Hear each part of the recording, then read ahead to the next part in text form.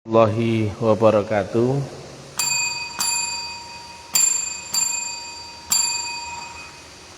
Om Swastiastu, Namo Buddhaya, Salam, salam rahayu, salam kebajikan, salam taklim makrifat. Kajian ilmiah metafisika tasawuf Islam, edisi siaran langsung di Ngeling, Jepara. Kali ini judulnya adalah agama itu harus kau alami, buktikan sendiri, jangan sampai selesai hanya di teorinya saja. Mesti kita tahu bahwa mengenal Allah itu adalah lewat mengenal diri sendiri. Diri ini bukan yang ini, bukan yang baru, bukan yang jasad. Diri kita adalah roh, sedangkan saat ke dunia diri kita terkonversi, termampatkan dari yang awalnya mutlak menjadi berlapis-lapis dimampatkan sehingga ada di dalam wujud badan kasar jasmani. Ini casingnya saja, ini wadahnya. Maka kita mesti memahami itu, siapakah kita, barulah kita yang sesungguhnya itu yang belajar beradaptasi untuk mengenal Allah, yaitu dengan istilahnya adalah belajar beribadah. Karena tujuan diciptakannya kita adalah hanya untuk menyembah dan beribadah kepada Allah Ta'ala. Intinya itu kita beribadah itu ya belajar pulang agar roh kita itu bisa pulang ke hadirat Allah Ta'ala dalam keadaan ridho dan diridhoi. Nah, di dalam jasmani di tengah-tengahnya itu ada akal.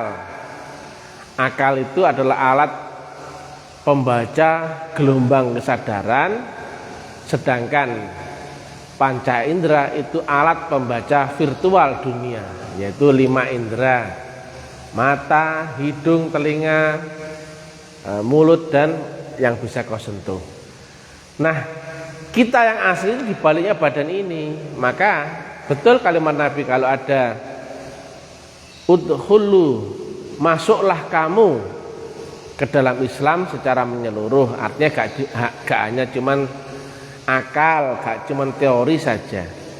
Masuklah berarti dia masih di luar, makanya disuruh masuk. Kalau orang sudah di dalam gak mungkin masuklah, kan gak mungkin. Artinya bagi semua orang untuk memahami dirinya itu dia mesti masuk ke dalam suatu proses adaptasi khusus, yaitu dia mesti masuk ke dalam diri yang ruh atau rohaninya.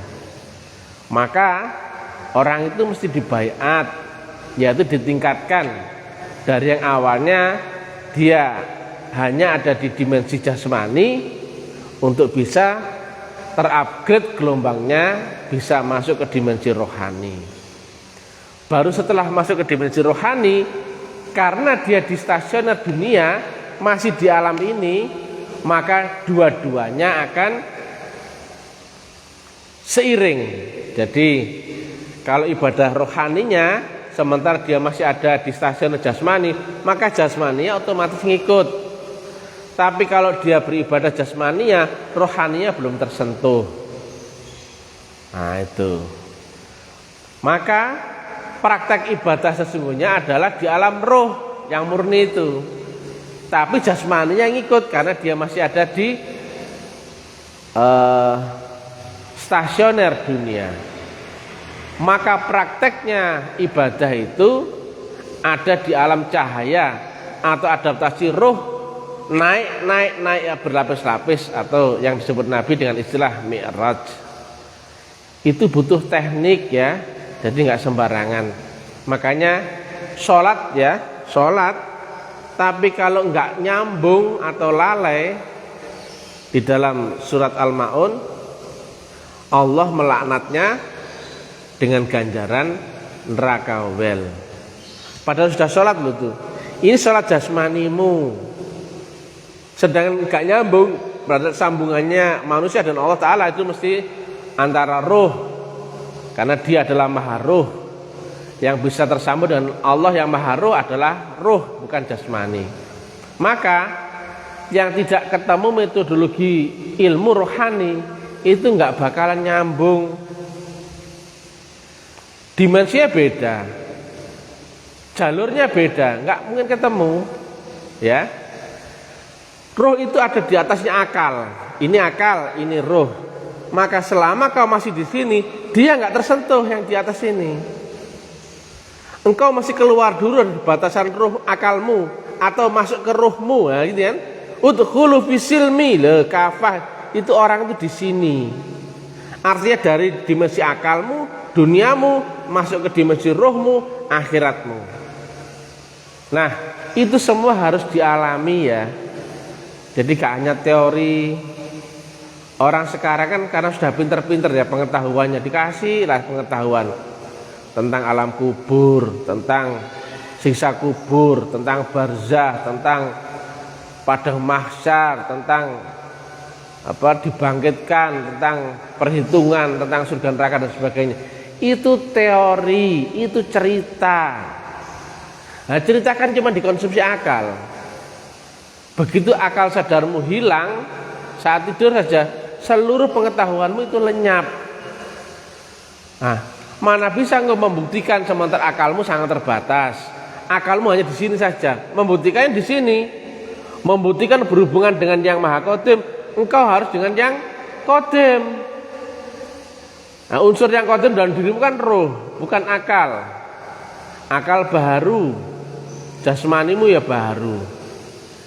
Maka hati-hati kalau cerita agama. Selama itu tidak pernah kau buktikan, jangan cerita. Karena agama itu bukan thinking, bukan keyakinan, bukan kepercayaan, bukan juga selera, bukan pula interpretasi, bukan pula subjektivitas, bukan sudut pandang, tapi harus kau alami sendiri. Nah, mengalami agama itu di sini ya. Jadi agama sendiri adalah awaluddin ma'rifat, akhiruddin ma'rifat.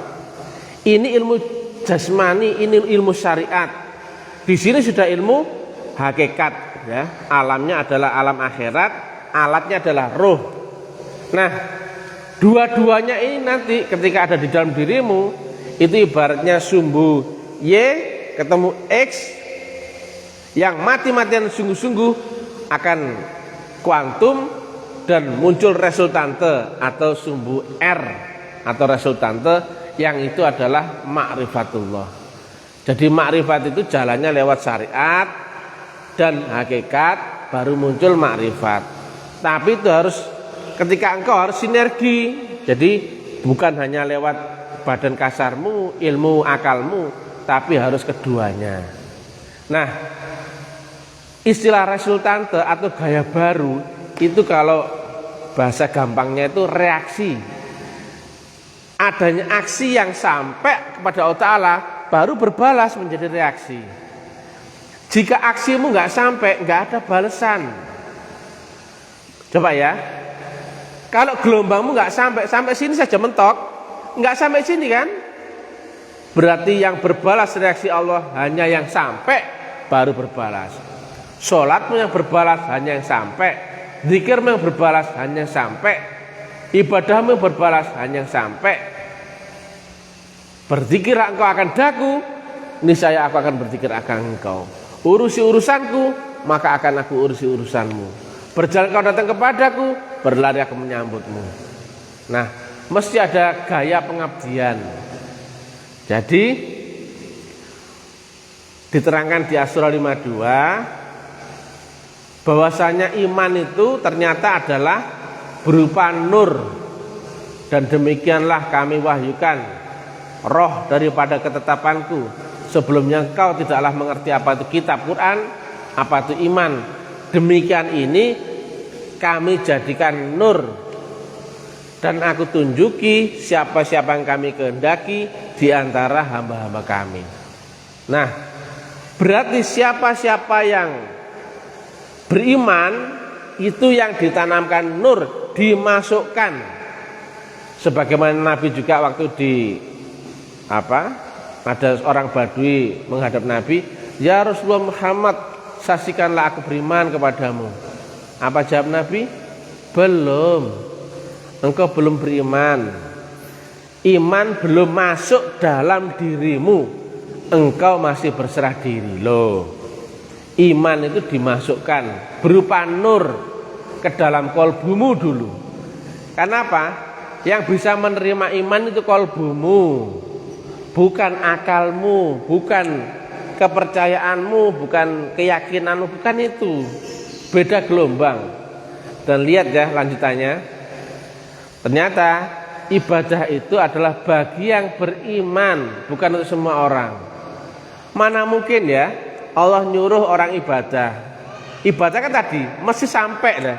Lah kalau syarat rukunnya dia nggak mungkin sampai. Ini mutlak. Sementara manusia relatif mana bisa sampai. Relatif sampai kapanpun nggak bisa menjangkau mutlak loh. Maka logikanya relatif ini ya kita beserta menggandeng unsur mutlak, barulah dia beradaptasi menuju yang mutlak. Relatif menggandeng faktor mutlak, baru kemudian beradaptasi menuju yang mutlak. Kalau relatif disuruh ibadah kepada mutlak, yang nyuruh itu yang keliru. Karena hukumnya nggak mungkin sampai loh. Kalau sudah nggak mungkin, kapan disuruh? Makanya ibadah itu, perintah ibadah itu bagi yang beriman, bukan untuk semua orang, bukan. Ya, syarat untuk ibadah adalah dia mesti beriman, yaitu orang yang mendapatkan faktor mutlak, faktor Allah. Karena yang bisa sampai kepada Allah mesti beserta dengan unsur Allah loh.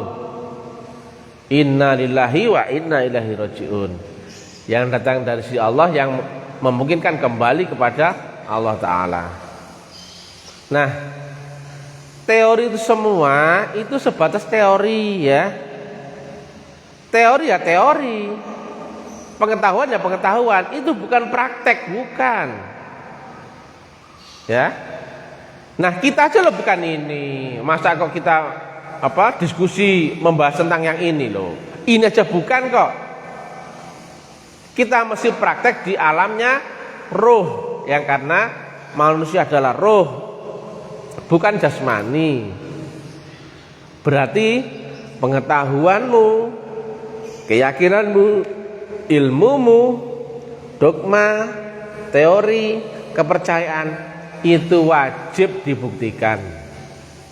Selama belum kau buktikan itu cuman akalmu saja.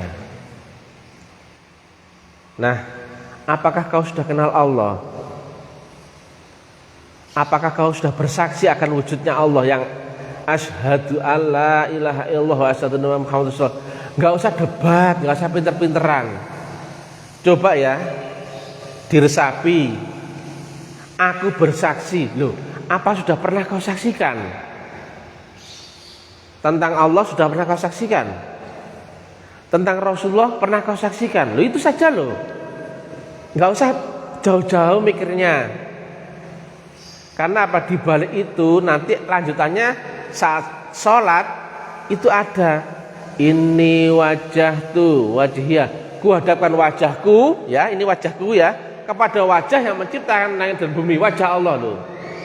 Lah kalau nggak tahu wajahnya, nggak tahu apa yang kau saksikan, nggak tahu wujudnya, lah sholatmu ngadep kemana?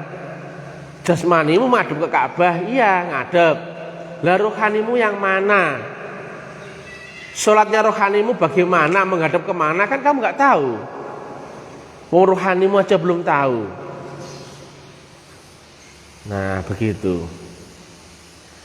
Kita ini sudah kadung ini ya pinter ya, dari kecil dicekoki.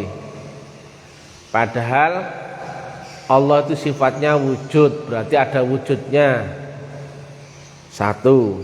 Syahadat itu menyaksikan, berarti ada yang disaksikan loh. Dua. Tiga, sholat itu harus zikir. Zikir itu artinya ingat loh.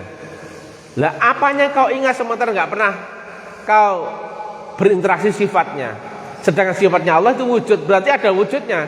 Jika nggak pernah kau temukan wujudnya, apa yang kau ingat? Itu saja loh, nggak usah teori yang ndaki-ndaki, yang apa wah-wah, yang sederhana saja. Lah kalau syahadatmu nggak sah, apa sah sholatmu? Zakatmu, puasa, hajimu apa sah? Nah, alasannya kan kamu ngira kan nanti setelah mati begini-begini. Kalau di dunia ini kamu nggak pernah bisa menembus kubur, barzah dan sebagainya, itu berarti engkau nggak sampai.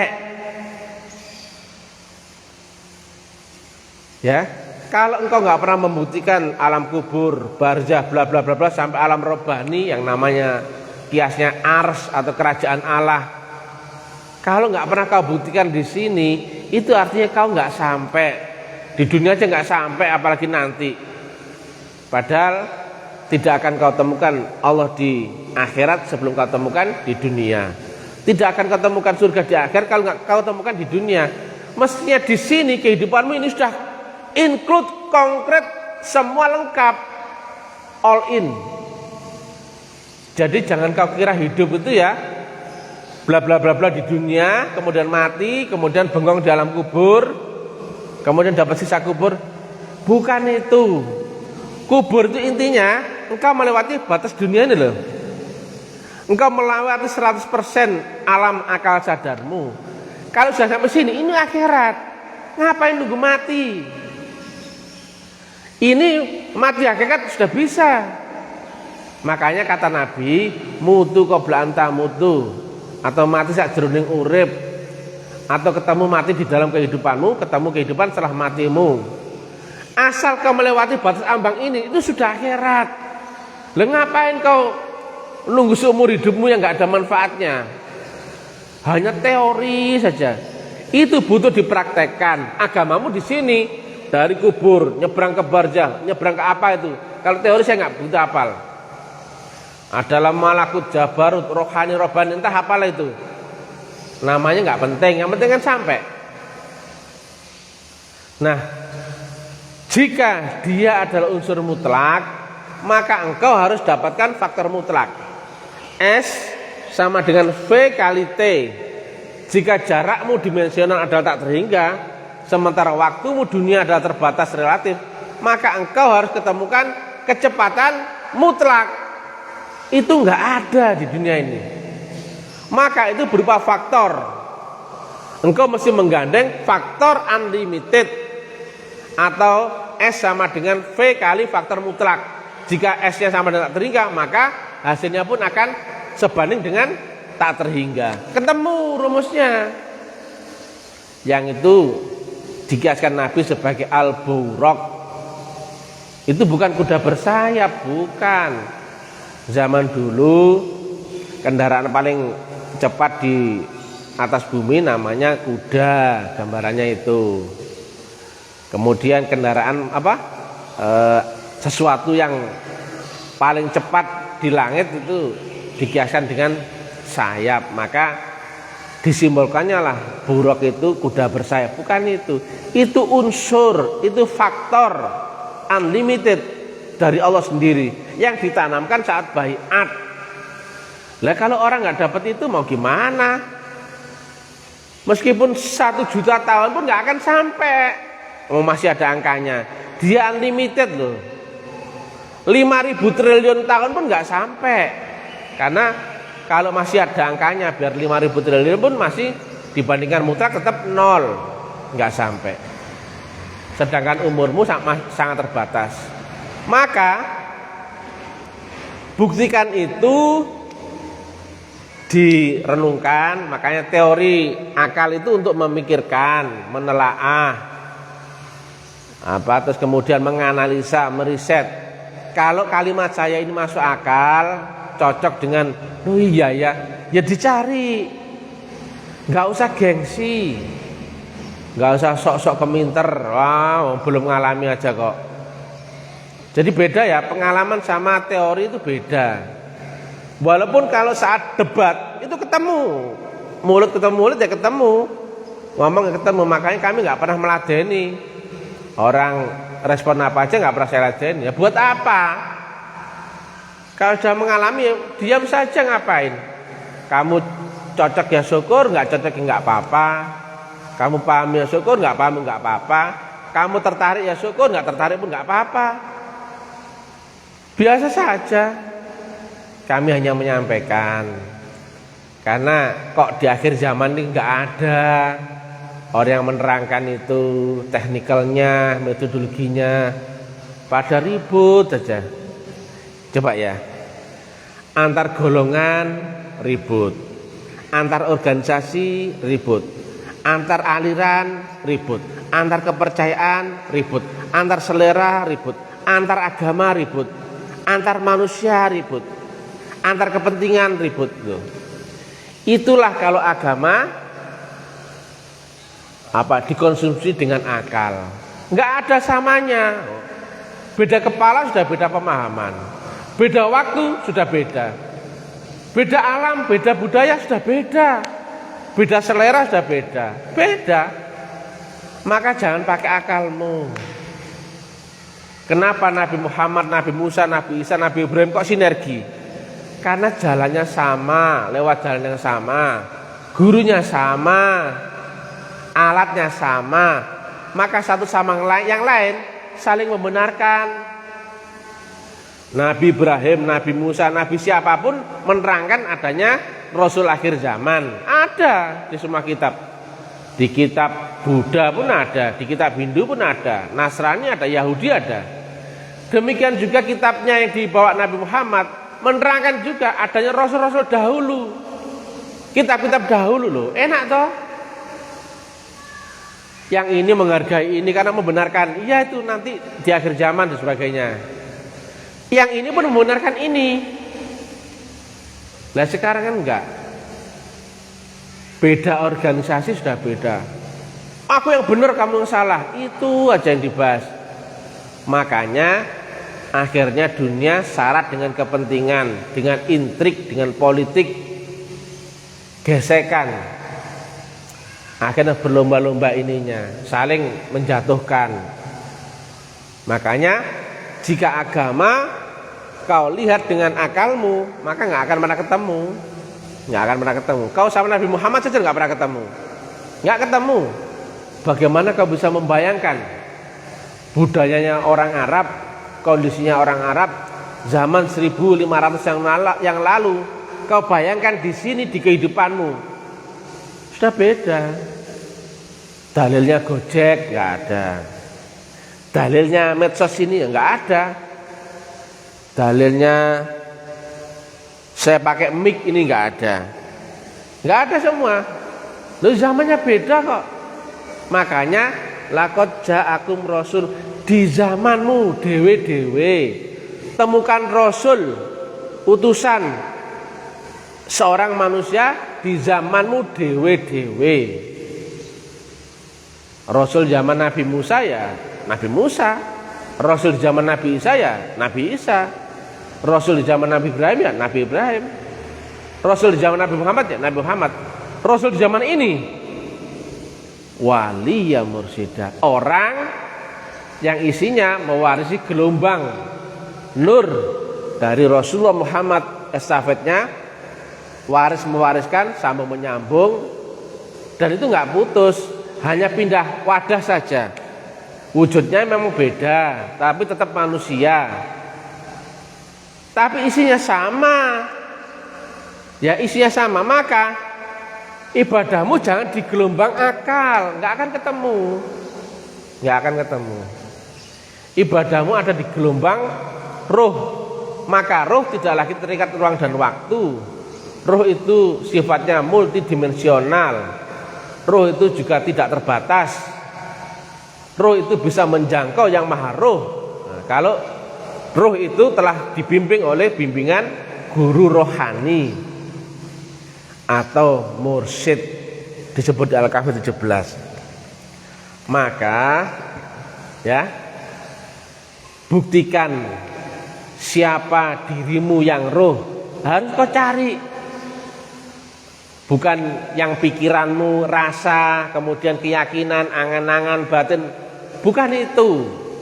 Roh itu berlapis-lapis, dan roh yang bisa dipakai untuk ibadah itu bukan roh yang melekat pada badan jasadmu ini yang disebut dengan nyawa, ada lagi sukma yang untuk mimpi dan sebagainya. Roh yang untuk bisa ibadah itu mesti melewati batas ambang di atas alam kesadaran akal. Di sini dulu. Jadi casingmu di sini, ya. Jadi tidak kemudian di sini roh, di sini akal, tidak. Roh itu dimensinya di atas akal. Roh itu alat membaca gelombang kesadaran cuman untuk alam di atasnya dunia.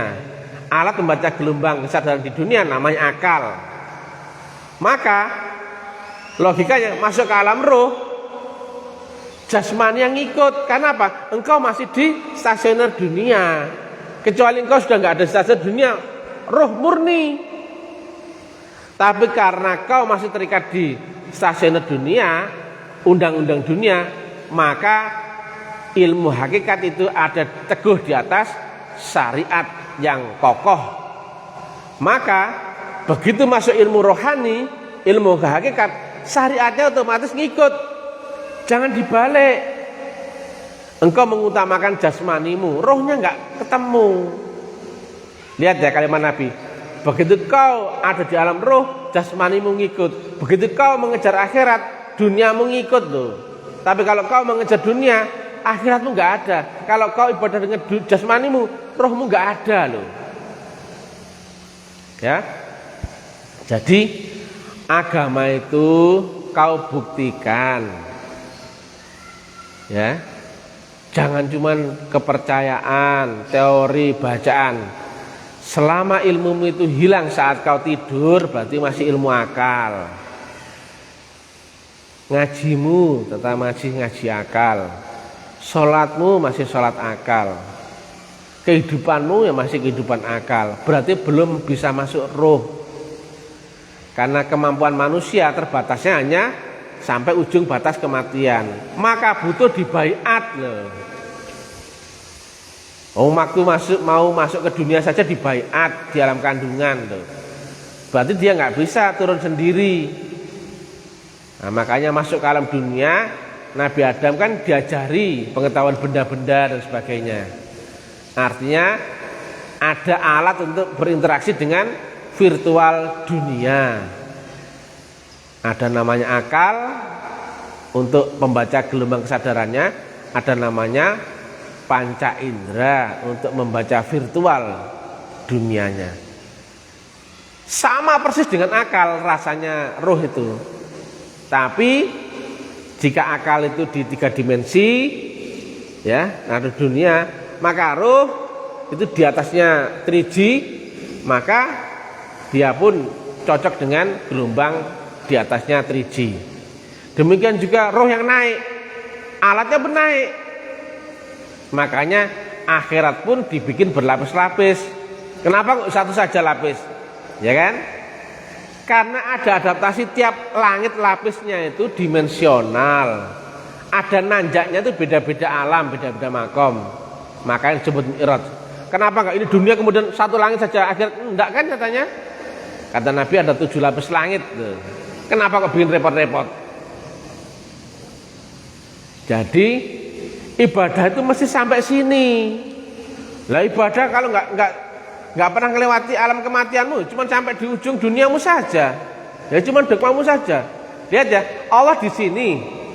Kita di sini ya, misalnya ini ya kita ya. Allah di sini. Kelihatan ya. Kita di sini ya. Allah di sini. Kemampuanmu hanya sampai sini tak loh. Kemampuanmu hanya sampai sini tak ya. Ini dunia batas sampai sini tak. Lagi bagaimana ibadahmu mesti sampai sini loh, bagaimana? Allah itu di sini lah, kamu hanya sampai sini tak loh. Allah ada di Jakarta, kemampuanmu dari Surabaya hanya sampai Gresik tak loh. Sampai enggak itu artinya? Enggak sampai. Kirim surat nggak sampai alamat, kemudian ada balasannya, siapa yang balas? Pasti bukan yang kau tuju di alamat itu yang balas. Logikanya kan gitu. Gelombangmu aja loh mentok dia sampai hanya di kematian. Nah itu ya kenapa kok banyak sekali orang hanya cerita teori. Aduh dicekok itu semua dogma, kemudian pengetahuan, kemudian apa itu macam-macam itu dicekok ke orang-orang, dipercaya rame-rame, nggak pernah dibuktikan. Itu sesat yang menyesatkan, sehingga orang nggak nyari wujud Allah, nggak ada yang menerangkan toh. Wujudnya Rasul di zamanmu sendiri nggak menerangkan toh. Bahwa akhirat bisa ditembus sekarang nggak ada yang menerangkan toh. Teknik menembus akhirat nggak ada yang menerangkan toh. Teknik mi'raj nggak ada toh. Teknik sholat khusyuk nggak ada toh. Agama cuma cerita sekarang ini. Itu agama ardi, agama dunia, agama bumi, agama akal. Sementara agama samawi mesti turun dari yang maha mutlak loh. Istilah samawi itu langit, maka turun dari langit. Ardi itu dari bawah, berarti sak karep-karepmu dhewe, sak nalar-nalarmu dhewe, sak interpretasimu dhewe, bukan turun dari yang maha mutlak. Pada dia mutlak masih top down, bukan bottom up. Jika hubunganmu dengan mutlak, maka sifatnya mutlak berkuasa akan kamu. Dia top down, tidak mungkin bottom up karena usahamu sendiri, karena jagomu, karena pintarmu, bukan itu, nggak akan menjangkau. Relatif nggak akan bisa menjangkau mutlak, nggak bisa. Relatif ya relatif, mutlak ya mutlak. Tapi ketika relatif mendapatkan unsur mutlak, maka relatif beradaptasi berlapis-lapis tingkatan, baru kemudian dia memungkinkan peluangnya bisa sampai ke hadirat Allah Ta'ala. Jadi ibadahmu sih sampai sini, ibadahmu itu mesti sampai arsnya Allah Ta'ala. Engkau mesti mi'raj seperti yang Nabi mi'raj gitu. Lah bayangin mi'raj saja loh, nggak ada yang menerangkan. Setiap kali ditanya ya, mohon maaf ya, saya Pak Yai atau saya Pak Ustadz atau Pak Ulama bisa nggak mi'raj? Wah nggak bisa. Itu loh mukjizat Nabi Muhammad loh. Walah. Lah buat apa Allah nyuruh kita meniru Nabi Muhammad itu? Tirulah jalannya, tirulah metodologinya, tirulah gurunya, tirulah adaptasinya, tirulah prosesnya. Dapatkan semuanya yang didapatkan Nabi, barulah kau bisa membuktikan apa yang dialami Nabi, kan gitu. Bukan tiru seperti kita macak karnaval. Saat karnaval kita tiru Pangeran Diponegoro, tinggal pakai udeng-udeng, jubah, kemudian naik kuda. Bukan itu niru-niru casing saja itu. Ini gelombang. Kamu tuh bukan ini ya. Akalmu itu hanya untuk duniamu. Akalmu itu manfaatkan agar bisa membaca ayat-ayat Allah di dunia. Nah ini kan sudah diterangkan kayak gini jelas. Ilmiah, logis, nalar, sederhana, gak bulet-bulet, gak perlu debat dalil, gak perlu diskusi metenteng deh. Kamu cocok silakan, gak cocok ya gak apa-apa. Gak perlu kita saling menyalahkan. Intinya, apakah sudah kau buktikan semua itu? Saya cerita ini tanpa kitab loh ya, tanpa bacaan loh ya. Karena kitab bacaan itu akal, itu nggak asli. Yang asli adalah yang aku alami sendiri. Jadi lewat pengalaman rohani. Ternyata diajari semua oleh Allah Subhanahu Wa Taala, walaupun dari balik tabir. Tapi yang jelas demikianlah kami wahyukan loh. Roh daripada ketetapan kami wahyukan. Berarti siapa yang mendapatkan nur iman dan nur kitab, itu pun orang-orang yang mendapatkan wahyu. Ada hubungan antara manusia itu dengan Allah Subhanahu Wa Taala. Padahal dogma banyak orang kan yang menerima wahyu kan hanya nabi dan rasul. Bukan. Itu orang-orang yang dalam kalbunya itu menerima baiat nur iman dan nur kitab. Baca Asrul 52. Baca sendiri, lihat sendiri lah Asyura 52. Asyura 52 ya. Dan demikianlah kami wahyukan kepada orang-orang yang ternyata lanjutannya menerima baiat nur yang isinya adalah nur kitab, Quran dan nur iman loh. Yang mereka itulah akan dipertemukan petunjuk akan jalan lurus. Jalan lurus rupanya kiasnya adalah berupa jembatan untuk nyebrang loh. Jelas tuh. Artinya orang ini berpeluang nyebrang ke akhirat, nyebrang lagi sampai arsy Allah Ta'ala. Jadi mohon pengertiannya bagi yang biasa menerangkan agama di mimbar, di publik, yang jadi panutan orang, jaga. Selama belum pernah kau buktikan, jangan cerita ke orang. Umat akhir zaman itu butuh diberitahu tekniknya, caranya untuk bisa kenal Allah Ta'ala, dibuktikan. Bukan cuma diceritai Allah loh. Buat apa diceritai Allah kalau nggak pernah kau buktikan? Buat apa diceritai surga tapi nggak pernah kau buktikan? Itu cerita. Ya repot ya.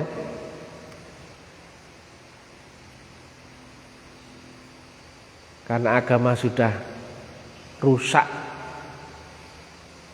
Makanya rata-rata agama itu umurnya 500 tahun.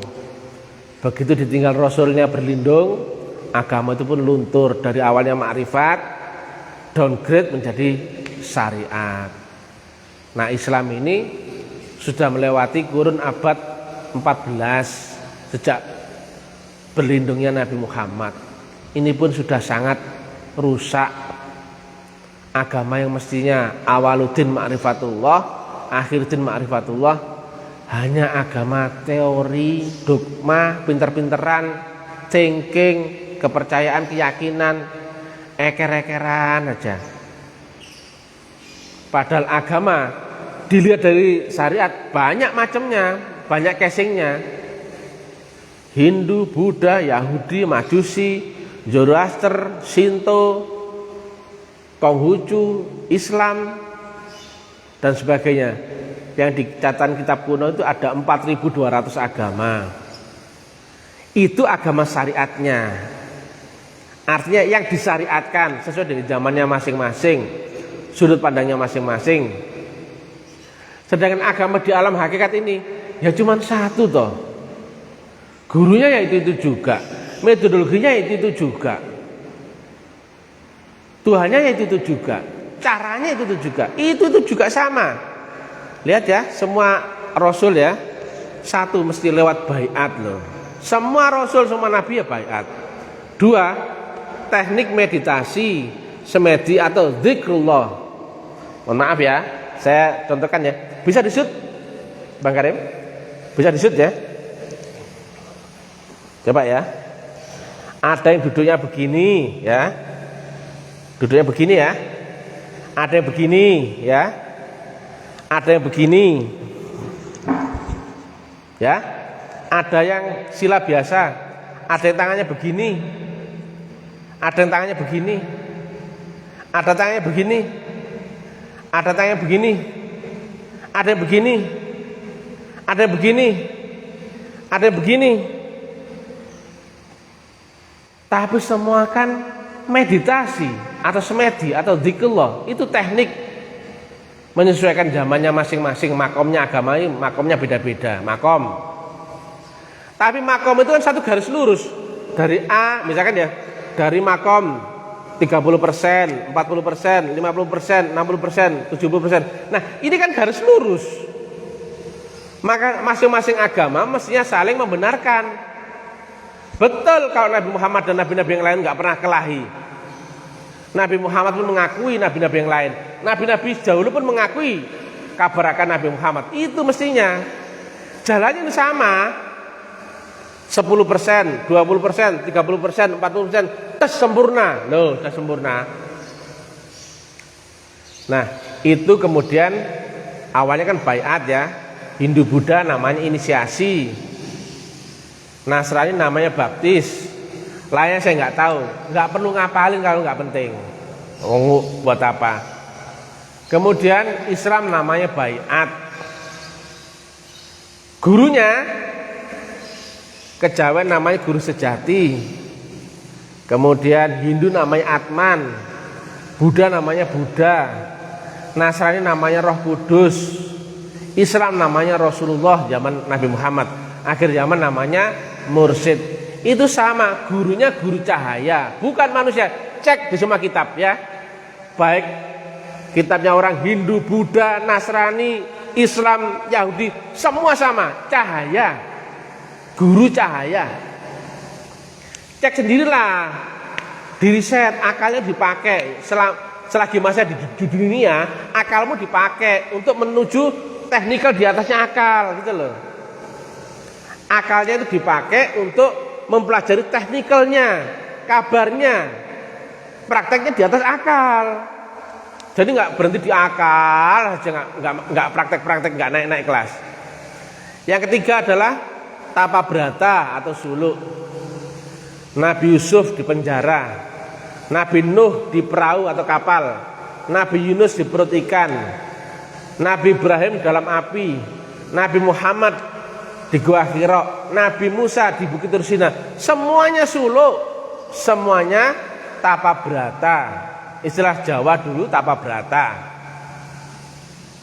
Kemudian yang ketiga adalah yang selanjutnya adalah bakti atau mengemban misi ketuhanan. Semua nabi dan rasul itu berdakwah. Nah, dakwah macam begini tujuannya apa? Supaya menjangkau semua orang cepat, karena saya manfaatkan teknologi. Zaman Nabi Muhammad pun kalau supportnya seperti existing zaman sekarang, ya pasti lewat medsos juga. Dulu kan awalnya Nabi Muhammad dakwahnya sembunyi-sembunyi. Baru kemudian sama Sayyidina Umar, ya Rasulullah, saatnya kita dakwah terang-terangan. Barulah dikumpulkan orang. Loh, ngumpulkan orang artinya apa sih? Dakwah ini supaya bisa diterima oleh sebanyak-banyaknya orang. Loh, saya dakwah di medsos kok banyak yang nyinyir. Ilmu kayak gini kok disampaikan terbuka, cangkemmu itu loh. Kalau nggak tahu menengok, diam. Dengan begini banyak yang kemudian tersadar. Oh iya ya, kenapa nggak kepikiran dari dulu ya? Lihat ya, tentang wujudnya Allah loh. Mana ada yang nerangkan sampai sekarang loh? Mana ada yang nerangkan terbuka? Sampai detik ini loh, nggak ada. Ya, syahadat itu nyekseni loh, syahadat itu menyaksikan loh. Tapi sampai detik ini loh, nggak ada yang berani terang-terangan menebus akhirat. Nggak ada kan menerangkan kan? Lu buat apa kamu mengkritik saya? Kalau nggak cocok diam. Kalau cocok ikut belajar. Gitu saja loh. Ngapain kamu harus marah? Ada orang yang menerangkan gini, ambil manfaatnya. Kalau nggak cocok nggak usah, lewati saja. Nggak nongkrong aja di grup, baca status-status saya, kemudian nyinyir. Lu buat apa? Buat apa gitu? Apa mau kamu diakui lebih pintar? Silahkan loh. Setiap saya dibilang, kamu ini sesat. Iya, saya sesat. Ini kamu kafir. Iya, saya kafir. Ini kamu jualan agama. Iya, saya jualan agama. Loh, saya nggak pernah bantah kok. Sakarepmu. Kamu bilang aku ini apa? Loh, sembarang. Ini ahli neraka. Iya, nggak apa-apa, saya neraka. Bodoh amat loh. Bukan ini, bukan debat, bukan pendapat. Loh, agama ke pendapat kan relatif. Bukan tafsir, bukan mazhab. Itu hanya duniamu saja itu semua. Begitu di sini sudah nggak ada mazhab, nggak ada tafsir, nggak ada teori, nggak ada pengetahuan, nggak ada. Yang ada adalah hubunganmu dengan Allah Ta'ala. Dari sumbu syariat dan sumbu hakikat yang sungguh-sungguh melewati batas ambang sinergi antara jasmanimu dan rohanimu, maka akan muncul resultante atau ma'rifatullah, atau gaya reaksi Allah Ta'ala. Atau reaksi itu akan muncul setelah aksimu sampai. Energi berubah menjadi potensi, potensi menjadi aksi, baru kemudian akan muncul reaksi. Lah itu kalau nggak diilmiahkan bingung. Kamu cuma baca toh. Onta itu kemana-mana kalau nyunggi kitab, biarpun 100 kitab pun di punggung onta, dia tetap goblok. Kitab itu setelah dibaca dicari pembuktiannya. Nah, semua kan percaya kitab suci. Nah, tapi nggak pernah dibuktikan. Masa percaya toh? Allah itu ada. Pernah kau buktikan nggak? Pernah kau buktikan Allah itu ada? Mana bisa kau ketemu Allah yang batin sementara kau nggak pernah ketemu Allah yang zahir? Namanya zahir, namanya juga batin. Mana pernah kau temukan zatnya Allah sementara engkau tidak pernah ketemu wujudnya? Sementara dia itu sifatnya wujud. Jauh.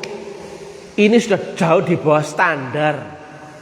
Nggak logis, nggak nalar, nggak ilmiah, asal percaya. Itu dogma.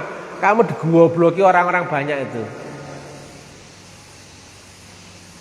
Tapi memang ya, di akhir zaman memang itu sudah disampaikan Nabi.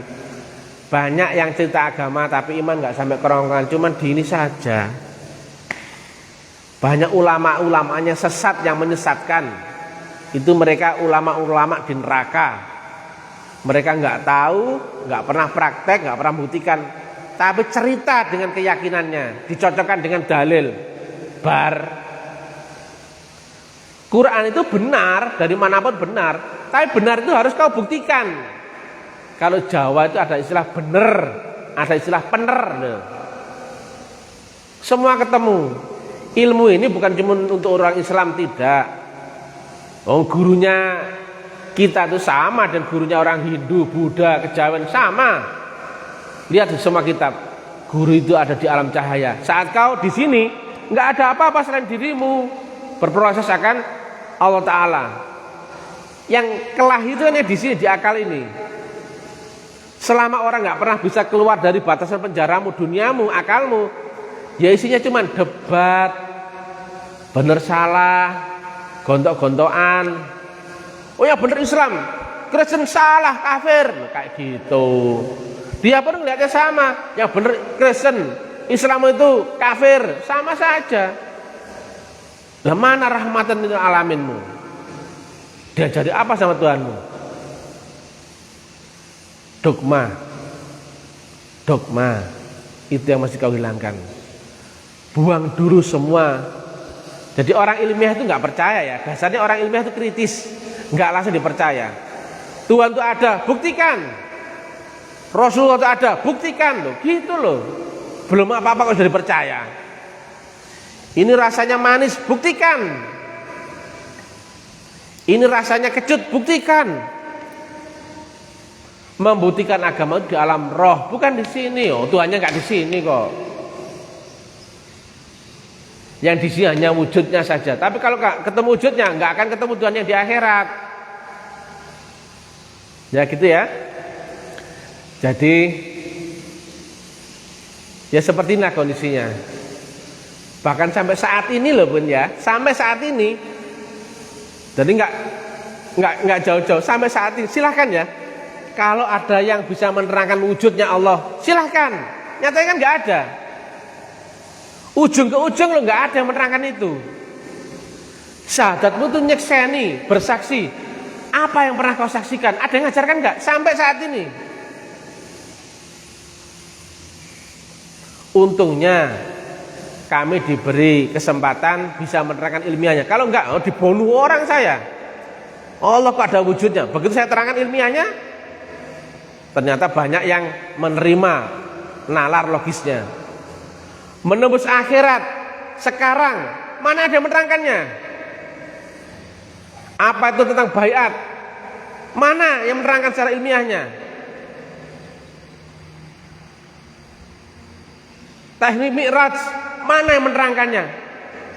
Ditunggu. mungkin minggu depan, nggak ada loh. Aneh toh? Orang yang pinter-pinter, zikir saja, nggak tahu yang datang siapa, genderuwo, kau kira Tuhan.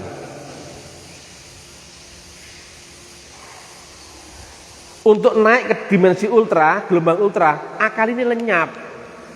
Maka apalagi kepentingannya, subjektivitasannya, teorinya, seleranya, maka ikut lenyap.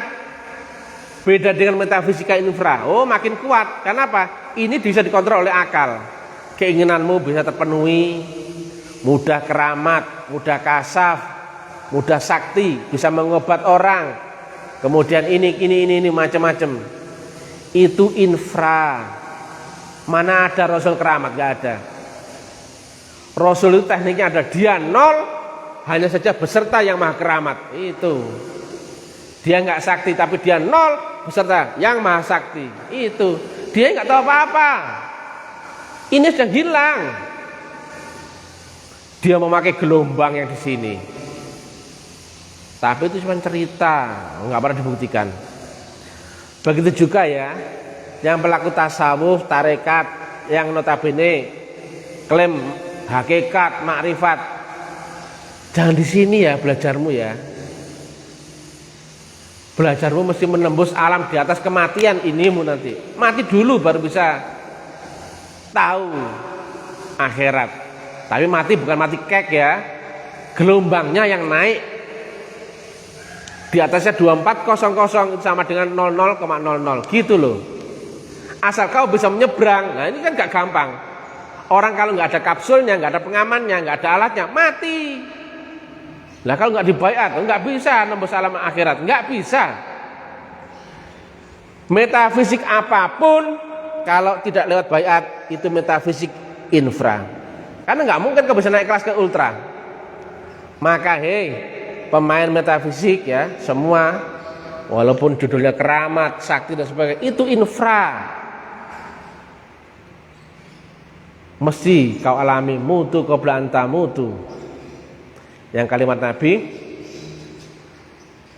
jika kau ketemu syafaat, maka engkau akan mengalami matimu tidak ubahnya bangun dari tidur. Kenapa? Untuk naik gelombang ke dimensi di atasnya dunia, karena kau punya alatnya, sinergi. Saat mimpi dalam mimpi nyata, begitu bangun ke alam nyata loh, sama-sama nyata loh ini. Tapi alat membaca gelombang di sini cocok dengan alamnya. Ini pun alam bawah sadar dengan alam pembaca gelombang di bawah sadar cocok menjadi nyata. Begitu bangun nyata. Begitu masuk ke alam kubur, begitu mati nyata lagi, sama persis dengan ini. Mana ada menerangkan kubur? Cuman cerita. Di kubur nanti ada pecutnya malaikat kubur, sekali jeter seluruh makhluk hidup tumbang pingsan. Kan kayak itu kias. Padahal ketika kau punya alatnya, masuk alam kubur seperti orang bangun dari tidur. Gelombangmu yang naik, stasionermu tetap loh. Demikian juga kalau naik ke dimensi barzah, kalau punya alatnya cocok dengan alamnya, sama dengan dunia, seperti bangun dari tidur. Mana bisa kau alami hakul yakin jika tekniknya nggak dikuasai, ceritanya nggak mungkin bisa menerangkan. Maka banyak orang menceritakan teori, ambil kitab, ketik, share kitab, ambil dari comot Google, copy paste, share. Mana yang dari pengalamanmu itu? Kitabnya yang kodim itu dari lakumu sendiri, dari dalam kolbumu ini loh, bukan dari ini. Maka seorang pelaku bisa menerangkan detail. Jalannya begini loh, depan ada jurang, itu ada apa? Duri, sana ada ini, tahu semua. Makanya kalimat Nabi, kalau ada apa-apa tanyalah sama ahli zikir, bukan ahli pikir, nggak bisa. Ya, yang biasa ngeser-ngeser, uraian, cerita atau apalah yang berbau agama, tapi tidak pernah kau buktikan, wah, tanggung jawabmu berkali-kali lipat. Untuk dirimu aja sudah dosa, apalagi kau sebarkan ke orang-orang. Hijabmu berlapis-lapis. Saran saya, gak usah komen-komen yang gak ilmiah itu ya. Kalau cocok dengan uraian saya, pandangan saya, silakan dicari. Oh, ini masuk akal ya, logis ya. Kalau logis berarti bisa dibuktikan. Kalau nggak logis, nggak bisa dibuktikan.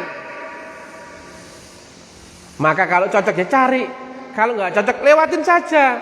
Nggak usah nyinyir aja tapi nongkrong di depanku. Yang rajin nyinyir, kamu tuh loh, pergi pun nggak masalah. Kamu ngapain di situ nongkrong aja di uren-urennya Tali Marifat? Komen aja. Itu kelihatan bodohmu. Lah ngapain yang ngeladenin orang bodoh, ngapain? Makanya saya nggak pernah jawab, nggak pernah nerima telepon. Buat apa? Datang sini kalau kamu serius. Jangan alasan dana, jangan alasan jauh, jangan alasan apa. Loh, kamu kalau mencari Tuhan aja harus kau perjuangkan. Oh, kau bisa kerja untuk anak istrimu, kok untuk Tuhanmu nggak bisa. Itu loh gak logis. Berarti kamu belum punya Tuhan. Untuk anak istrimu, untuk dirimu kau berani berjuang. Kerja ngoyo dapat Tuhan. Lah ini untuk Tuhanmu loh, untuk pulangmu loh. Belum apa-apa, ini bayar gak? Belum apa-apa, jauh ya, bisa lewat online. Kalau mau lewat online, surgamu nanti surga online, tak gambarkan gini aja.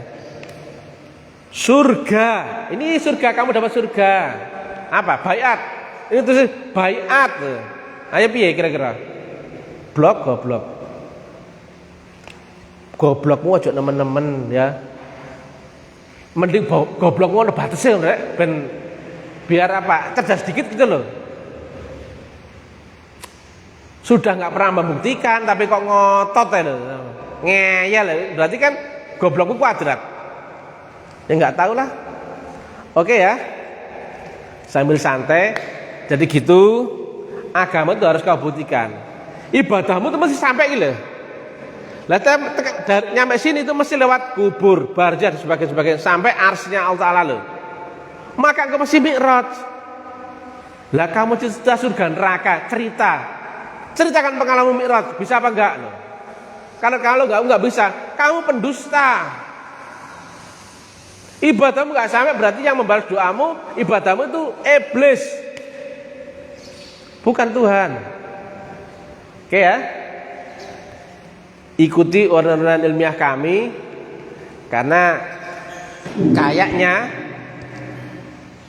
belum ada yang menerangkan poin-poin penting di dalam variabel agama. Nggak ada yang menerangkan wujudnya Allah, nggak ada yang menerangkan Rasulullah di zaman ini loh, nggak ada toh.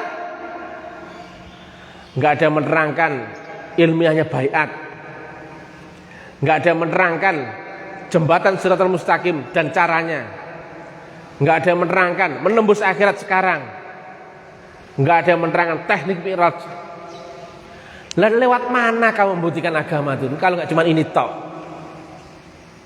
Nggak ada yang menerangkan itu. Sudah saya pancing-pancing lewat uraian di YouTube, FB, WA, nggak ada yang berani hadir menerangkan, nggak ada. Cuman retorika, cuman kitab, bahas diskusi, pendapat, tafsir. Lapo bahas itu iki. Agama itu samawi itu begini loh, dari langit loh. Kalau ini dari bawah, dari akalmu sendiri. Ya, agama itu dari Rasulullah, bukan dari akalmu. Oke ya. Silakan yang mau belajar hubungi admin, tapi yang sopan. Kalau kamu P, langsung saya blokir. As blokir, bro blokir, lur blokir. Aku enggak dulurmu, aku enggak bromu, aku enggak koncomu, aku enggak peduli kamu. Aku ngomong ini karena misi guruku, bukan karena misi saya. Ngapain misi saya? Sudah selesai kok, ngapain misi-misi pribadi? Buat apa? Sudah selesai. Nah, kalau minat, jangan telepon. Etikanya di mana? Kamu kenal aja enggak? Pamit WA aja enggak? Langsung telepon. Kamu kira nyari Tuhan sama dengan nyari kucing? Pasti saya blokir. Oke ya? Ilahi anta maksudi waridhoka manubi. Wassalamualaikum warahmatullahi wabarakatuh.